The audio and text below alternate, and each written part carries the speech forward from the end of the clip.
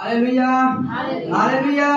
धन्यवाद देते हैं उस प्रभु यीशु मसीह का कि जिसने आज की इस भोर में फिर से अपने घर में बुलाया कि ताकि हम उस खुदावंद यीशु मसीह की आराधना कर सके। अक्सर बात हो रही थी प्रेम की कि ताकि हम उस प्रेम को कैसे संभाले रह सके। वो प्रेम जो हम में था पर अब जा रहा है। बाइबल इस बात का गवाह है कि खुदा का दास कहने लगा कि उस समय ऐसा होगा कि लोग एक दूसरे के विरुद्ध खड़े होंगे। पुत्र पिता के विरुद्ध खड़ा होगा, बेटी माँ के विरुद्ध खड़ी होगी, भाई भाई के विरुद्ध खड़े होंगे और उसके घर के लोग ही उसके विरोधी होंगे, या यूं कह लें उसके घर के लोग ही उसके दुश्मन होंगे। पर परमेश्वर का कलाम इस बात का कहता है कि हम मनुष्य अपने जीवन को कैसे शुद्ध रख सके।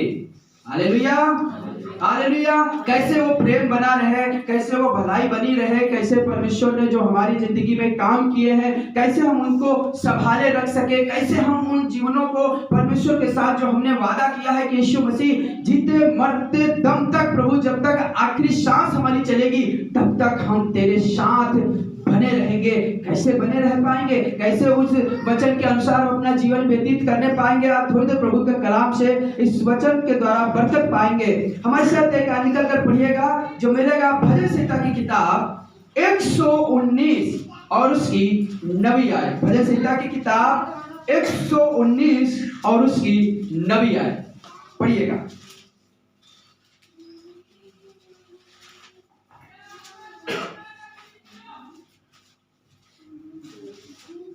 भजन संहिता 119 और उसकी 9वीं आयत। उसके बच्चे अनाथ हो जाएंगे। 119 और उसकी 9वीं आयत।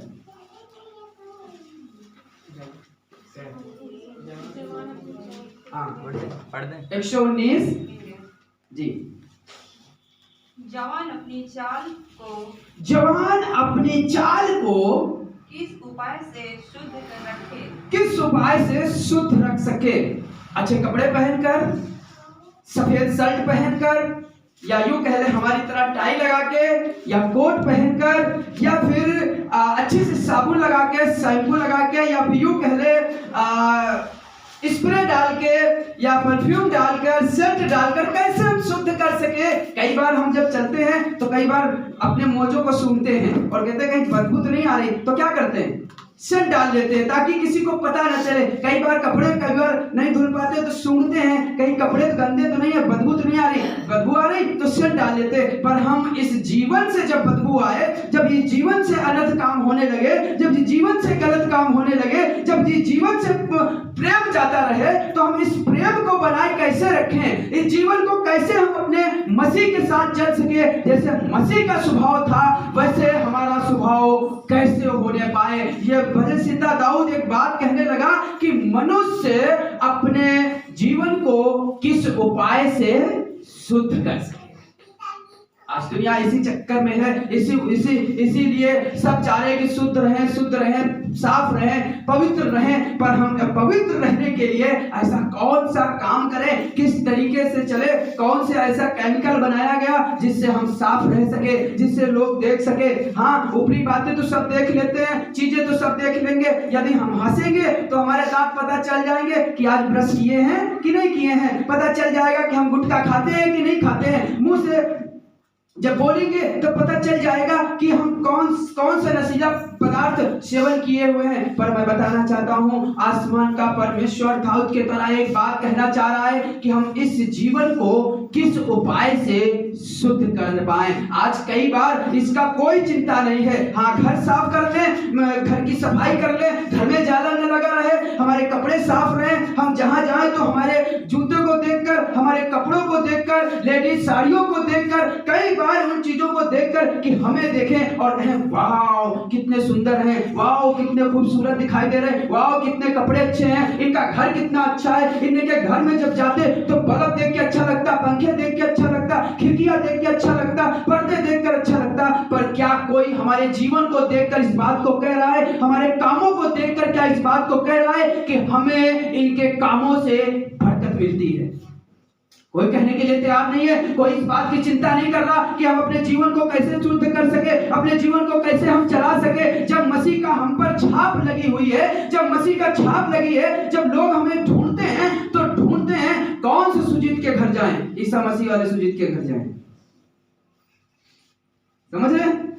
जबकि कोई घर नहीं जान पाता, कोई नहीं समझ पाते, तो गांव में पूछते भैया बहुत से सुजीत है, बताओ कौन से सुजीत के घर जाए, तो कहेंगे उन सुजीत के घर जाओ जो यीशु मसीह की संगति करते हैं या फिर यीशु मसीह के नाम की आराधना करते हैं। बहुत से लोग, अन्य जाति लोग भी हमारा नाम सुजीत मसीह डाल के रखे हुए हैं। बहुत से जिन लोगों के, बहुत से अदर लोगों के साथ देखें तो वो लोग मोबाइल नंबर जब डाले हैं तो सुजीत मसीह करके डाले। पता क्यों? क्योंकि अब मेरे नाम के पीछे, हमारे नाम के आगे एक मसीह जुड़ गया है। जब मसीह जुड़ गया है तो क्या हमारे कामों के द्वारा मसीह दिखाई दे रहा है? काम देखे जाएं तो मसीह कई कोसों दूर है। जैसे अन्य लोगों के पुत्र अपने मम्मी के, अपने पापा का कहने नहीं मानते, वैसे हम लोग भी नहीं मानते।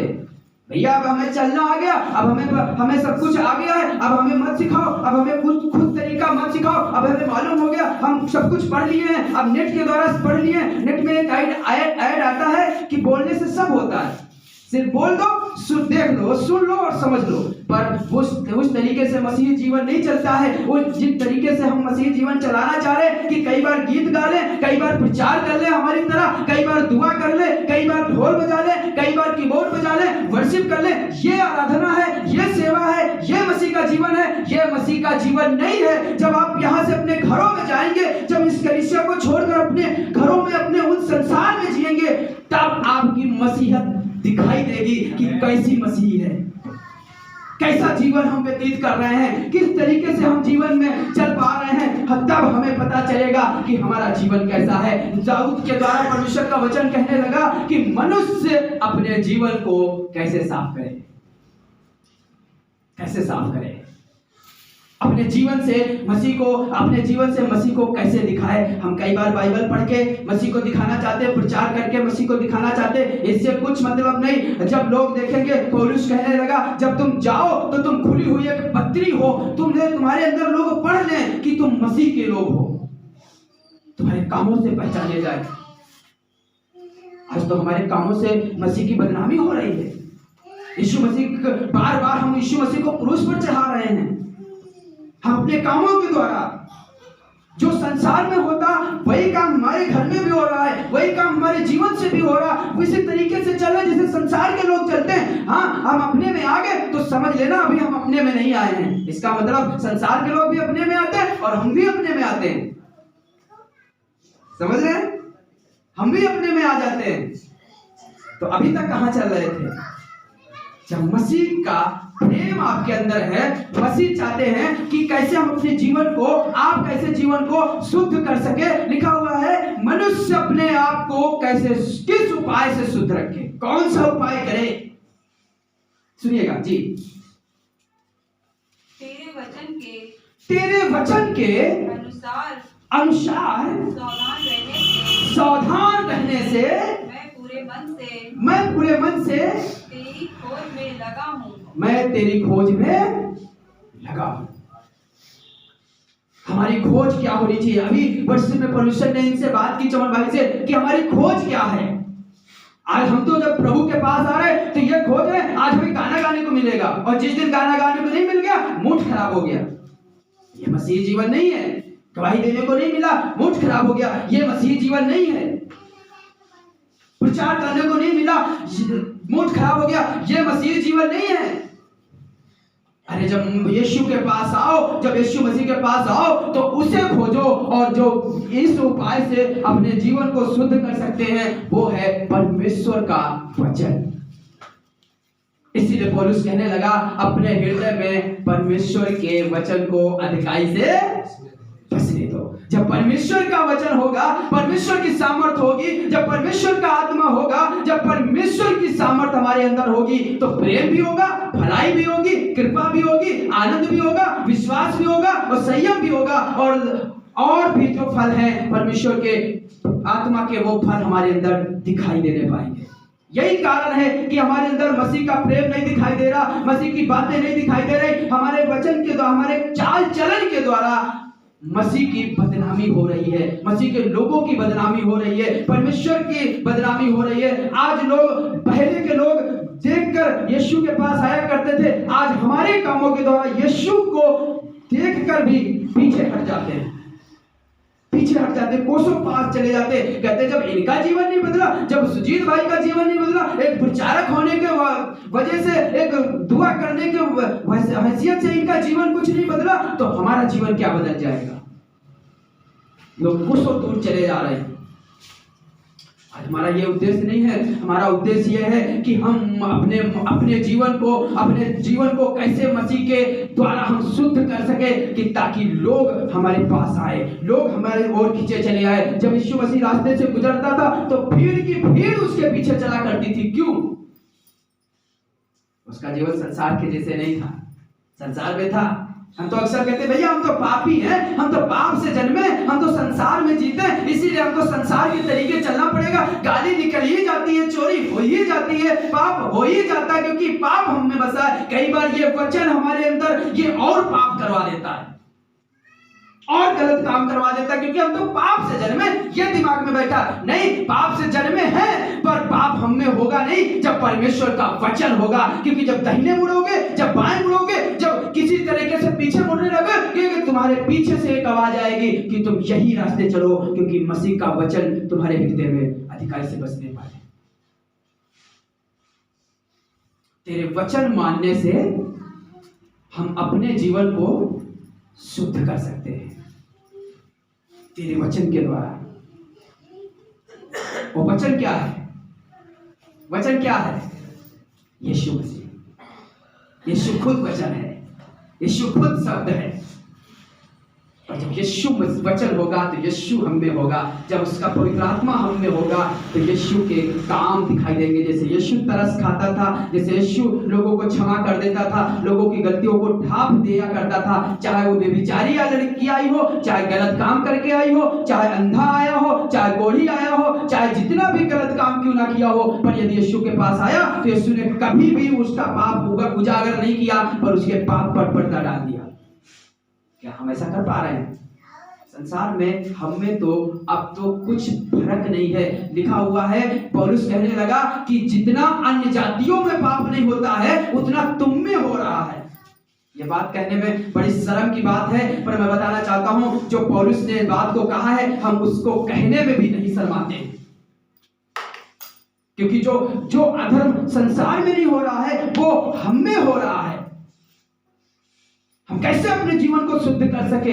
आज तरस रहे हैं पवित्र आत्मा के लिए, आज तरस रहे हैं उसकी हुजूरी के लिए, आज तरस रहे हैं उसके प्रेम के लिए, मसीह के प्रेम के लिए, अपने घर में प्रेम के लिए। कारण ये है कि अब हम अपने जीवन को शुद्ध नहीं कर पा रहे हैं, हम परमेश्वर के वचन के साथ नहीं चल पा रहे हैं, और यही कारण है कि हम में गलतियां पाई जाती हैं और हमें अधर्म हो जाता है। यदि परमेश्वर के वचन के अनुसार चलने लगे। जब मैं एक दिन मैं बात सोच रहा था, यीशु मसीह जीवन में संसार में था, यीशु मसीह संसार के साथ चल रहा था, तो क्या संसार उस पर प्रबल क्यों नहीं हुआ? उससे पाप क्यों नहीं हुए? उससे गलतियां क्यों नहीं हुई? उससे अधर्म के काम क्यों नहीं हुए? उससे भी विचार क्यों नहीं हुआ? उसने किसी को गाली क्यों नहीं दी? तब मुझे एक बात याद है, लिखा हुआ यीशु मसीह भी तड़के उठकर अपने पिता से मिलने जाया करता था, और स्वर्गदूत उसे आकर क्या देता था? सामर्थ दिया करता था। इसका मतलब प्रतिदिन यीशु उससे मुलाकात करने जाता था। आज भी जब हम परमेश्वर से मुलाकात करेंगे तो परमेश्वर हमें सामर्थ देगा। यदि आपको गुस्सा आ जाता, आप गलत बोल देते, आपसे गलत हो जाता, आप पाप में चले जाते, कई बार उस आदत से नहीं निकाल पा रहे, आप यीशु के पास जाइए और यीशु कहिए हम पर दया कर, अनुग्रह कर, और सिर्फ अनुग्रह ही ना कर, पर हम भी कोशिश करें कि ताकि उस अधर्म से निकल आए। यहोवा कैन से कहने लगा, पाप तेरे द्वार पर छिपा है और उसकी लालसा तेरी ओर लगी हुई है, हाँ? और उसको, तुझको जो है उस पर जय पानी है, उसको गिराना है। आज गिना नहीं पा रहे, आज डर के बैठ जाते हैं। अब तो हमारे दिल में ये गुस्सा है कि हम तो पाप से जन्मे हैं भैया, हमसे गलती हो ही जाती है। हाँ, पाप से जन्मे हैं, पाप हमारे दरवाजे पर है, पर हमको भी उस पर प्रबल होना है। और प्रबल तभी होंगे जब हमारे तर्कस में तीर होंगे। हालेलुया। योद्धा के लिए, लड़ाई लड़ने वाले के लिए जरूरी है तर्कस में तीर और धनुष मजबूत होना चाहिए। धनुष में जो रस्सी लगी हुई होती है उसका बहुत ज्यादा महत्व रहता है, क्योंकि रस्सी से जो तीर है खींचा जाता है। और यदि वो मजबूत नहीं है, कई बार हमारे हाथ ढीले पड़ जाते हैं, कई बार हम इसी बात से हार जाते हैं, हम तो पाप से जन्मे, हमसे पाप हो ही जाता है। नहीं, यदि हम यीशु मसीह के साथ चलेंगे, यीशु मसीह के साथ जीवन व्यतीत करेंगे, यीशु मसीह के साथ अपना प्रेम जाहिर करेंगे और उसके वचन के द्वारा चलेंगे, तो हम अपने जीवन को शुद्ध कर पाएंगे। हम अपने जीवन को शुद्ध कर पाएंगे, तब हमारे घर में प्रेम होगा, हम में प्रेम पाया जाएगा, तो आप दया कर पाएंगे, हम दया कर पाएंगे, किसी लाचार के साथ खड़े हो पाएंगे। तब हम किसी के पाप क्षमा कर पाएंगे, जब परमेश्वर का वचन और उसकी सामर्थ दोनों हम में होगी। एक आयत पढ़ेंगे, पहला तीमुथियुस, नया नियम, पहला तीमुथियुस 4 अध्याय और उसकी 12वीं आयत पढ़िएगा। आज लोग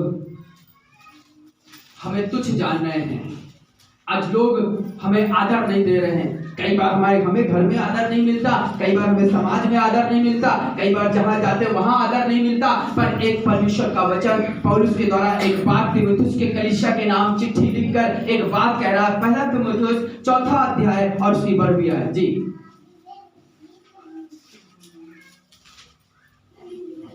कोई तेरी जवानी को तुच्छ ना कोई तेरी जवानी को तुच्छ ना समझने पाए, कूड़ा ना समझने पाए, कोई घटिया ना समझने पाए तेरी जवानी को। ये जीवन जो परमेश्वर ने दिया है, ये जीवन जो आसमान के परमेश्वर ने दिया है, और जब ये जीवन दिया था तो कोई पाप नहीं था, कोई अधर्म नहीं था, कोई गुनाह नहीं था, कोई गलतियां नहीं थी, पर हमने इस जीवन को दूषित किया है। जब ये बर्तन बनाया गया, ये बर्तन जब बनाया गया तो ये आप पवित्र नहीं था, ये बर्तन शुद्ध था। पर तीमुथियुस के नाम जब चिट्ठी लिखने लगा पौलुस, एक बात कहने लगा कि तुम्हारे जीवन को, जवानी और जीवन में कुछ फर्क नहीं है, तेरी जवानी को कोई तुच्छ ना समझने पाए, पर वचन और चाल चलन, प्रेम और विश्वास और पवित्रता में विश्वासियों के लिए आदर्श बन जा। पहला क्या था? वचन। दाऊद भी ये बात कहने लगा, तेरे वचन के द्वारा अपने जीवन को शुद्ध कर सकते हैं। और फिर कहने लगा वचन के द्वारा हम मसीह के लिए, हम विश्वासियों के लिए एक आदर्श बन जाएं। कोई हमारे कामों को देखकर ठोकर खा के ना चला जाए। इतने दिन से प्रभु के साथ चल रहे हैं, कोई हमारे जीवन के कामों को देखकर पीछे ना बैठ कर जाए। इसकी तो हमारी चिंता नहीं रहती, हम तो अपनी जिंदगी है, हमें तो जैसे मन होगा वैसे जिएंगे, हमारा जैसे तरीका होगा वैसे चलेंगे। हमारा तो भैया ऐसा ही तरीका है, हमारा तो ऐसे ही काम करने का तरीका है, हम तो ऐसे ही चलते हैं, हम तो भैया अपने घर में ऐसे ही रहते हैं। ऐसे नहीं रहते, मसीह जीवन ऐसे जीवन नहीं चलेगा। यदि आप ऐसे जीवन चलाना चाहते हैं तो कोई उद्धार पाने की आशा न रखें। और ये बात हमें कहने में तिनकी थोड़ी सी भी शर्म नहीं आ रही। फिर उद्धार पाने की कोई आशा न रखें, क्योंकि परमेश्वर के वचन जी, वचन और पवित्रता तो तभी आएगी जब परमेश्वर का वचन होगा, उसकी सामर्थ होगी जी। मैं विश्वासियों के लिए आदर्श बन जा। जब कोई विश्वासी देखे तो तुम्हें देखकर, हमें देखकर यीशु के पास आए। आज तो ये हमारे कामों को देखकर लोग यीशु के पास से और दूर जा रहे हैं। इससे फर्क नहीं पड़ता। जब अक्सर लोगों से बात करो तो ये बात करेंगे, भैया हम तो 8 साल के विश्वासी हैं, हम तो 10 साल के विश्वासी हैं, हम मसीह हमारे ही घर से पैदा हुआ, मीठी बोला हमें हमारे घर से शुरू हुई। इससे मतलब नहीं है मसीह तुम्हारे द्वारा पैदा हुआ, तुम मेरे द्वारा वचन गया, इससे मतलब नहीं है। मतलब तो ये है कि अब तुम कैसे मसीह के साथ चल रहे हो, तुम्हारी शुरुआत कैसे हो, इससे मतलब नहीं है अंत आपका और हमारा कहां हो रहा है।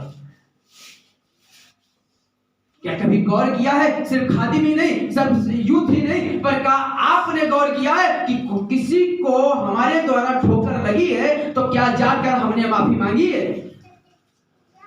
नहीं। क्यों नहीं मांगी? क्योंकि हम तो यीशु के पास बैठते ही नहीं है, हम तो परमेश्वर के वचन की तरफ ध्यान ही नहीं देते। ध्यान देते कलीसिया में जितनी देर बैठते उतनी देर तो बाइबल खोलने में बीत जाती है, ढूंढने में समय बीत जाता, वचन की तरफ ध्यान ही नहीं दिए, परमेश्वर की सामर्थ की तरफ ध्यान ही नहीं दिए, तो दिल कैसे पिघलेगा? भट्टी में तो लोहा लगाया ही नहीं गया, भट्टी में तो गया ही नहीं।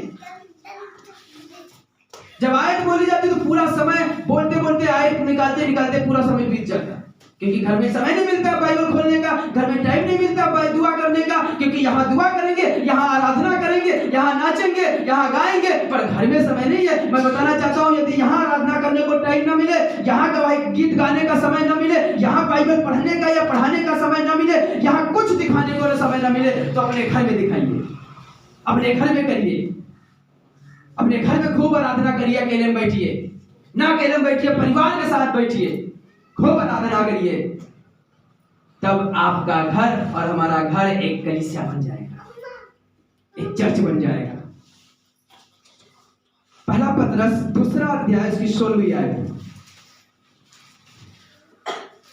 कई बार इसी कारण लोग हमारी जवानी को, हमारे जीवन को, मसीही जीवन को घटिया समझते हैं, छिलका समझते हैं, किसी चीज का छिलका समझ लेते हैं, उसी के समान समझते, और आज कुछ भी महत्व नहीं है। कारण है कि हम अपने जीवन को शुद्ध नहीं कर पा रहे हैं, हम परमेश्वर के कहने के अनुसार नहीं चलते। और कई बार लगता है भैया बहुत कठिन समय है, बहुत बहुत बहुत कठिन दौर है, मसीह के साथ चलना, कांटों पर चलना, हाँ है, पर यदि परमेश्वर की सामर्थ होगी तो वो कांटे भी आपके लिए फूल बन जाएंगे। ये बात तो भूल में पड़ गए, ये बात तो पता नहीं चली, हमको तो मालूम ही नहीं है। और क्या ये बात गौर किया है कि जब वो आज्ञा देता है तो वैसा हो जाता है, और जब कहता है तो चीजें होती हैं, जब वो आज्ञा देता है तो वास्तव में हो जाता है, उसकी आराधना करते हैं। ये बात दिल से हटा दीजिए। सुनिएगा, पतरस एक बात, पतरस के नाम कलीसिया जब पतरस लिखने लगा, कलीसिया के नाम चिट्ठी, तो एक बात कहने लगा। सुनिएगा, 2 अध्याय, पहला पतरस 2 अध्याय 16वीं आयत। अपने आप को स्वतंत्र जानो, अपने आप को आजाद जानो। मसीह ने हमें आजाद किया है। कई बार हमें लगता है हम तो यीशु के हैं, हम आजाद हैं, हम कहीं कुछ भी कर ले, कुछ भी कर ले, जब आएंगे घुटनों के बल जाएंगे, यीशु माफ कर देगा। कब तक माफ करेगा? वो कहेगा मैं तुम्हारी माफी से, तुम्हारे पर्व से, तुम्हारे भेंट से, तुम्हारे धन्यवाद से, तुम्हारी सॉरी से अघा गया हूं। कई बार माँ बाप भी अघा जाते हैं, गलती करके आते, कहते थोड़ा सा प्यार करेंगे, गोदी में पड़ रहेंगे, कोई फर्क नहीं पड़ेगा, एक आध डंडे भी पड़ जाएंगे कोई बात नहीं, थप्पड़ भी पड़ जाएंगे कोई बात नहीं, पर फिर वही करेंगे। ये जीवन नहीं है, ये जीवन नहीं है। सुनिएगा, अपने आप मसीह ने हमें स्वतंत्र किया है, पर अपनी की स्वतंत्रता को, परंतु अपनी आजादी को बुराई के लिए आड़ ना बना लो। आज मसीह को आड़ बनाए हैं टटिया। टटिया समझते हैं? हम टटिया लगा दें ताकि बाहर से कोई देख ना पाए। संसार में पाप करने को नहीं मिल रहा, संसार में कुछ गलत काम करने को मिल रहा, तो मसीह के साथ आ रहे हैं। और खादिम कोई कह रहा, कोई बात सिखा रहा तो बुरा लग रहा, यूथ कोई बात बता रहा तो बुरा लग रहा। हमें मत सिखाओ, आज सिखाओगे तो कल हम भाग जाएंगे, घर छोड़ देंगे। बहुत से माँ, बहुत से बेटे और बेटियां यही तो अपने बच्चों को, अपने पिता, अपने माँ को यही तो कह रहे हैं। अब तो अक्सर हम लोग चमन भाई बात करते हैं, यदि बच्चों को कुछ ऐसी बात बोल दो, तो कठिन बात बोल दो तो बर्दाश्त नहीं कहेंगे हम घर छोड़ देंगे। तो माँ बाप, अकेला बेटा है, एक बिटिया है, कैसे हम इकलौती बड़े प्यार से पाला है, अब चल ठीक है बेटा, जो तेरी मर्जी वही कर ले, पर हम तेरे साथ चलेंगे, तू हमारे साथ न चल। कहने मतलब हमारे अनुसार न चल, जैसा तू कहेगा वैसा करेंगे, घर छोड़ देंगे, कलीसिया छोड़ देंगे। क्या कभी सोचा है कि आपका और हमारा जीवन कैसा बीतेगा? अभी दुआ कर रहे थे भाभी और कह रही थी प्रभु तू मुझे ना छोड़, क्योंकि तेरे बगैर जीवन बेकार है। क्या ये बात समझ पाते हैं? कोई मतलब नहीं। अपने स्वतंत्रता को, मसीह को अपनी आड़ ना बना ले।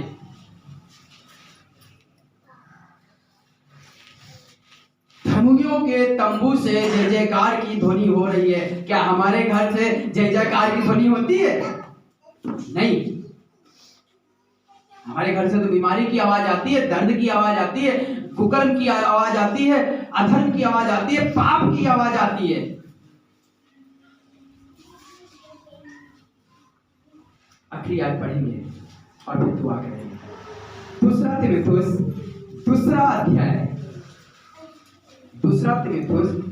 दूसरा अध्याय और उसकी 22वीं आयत सुनिएगा।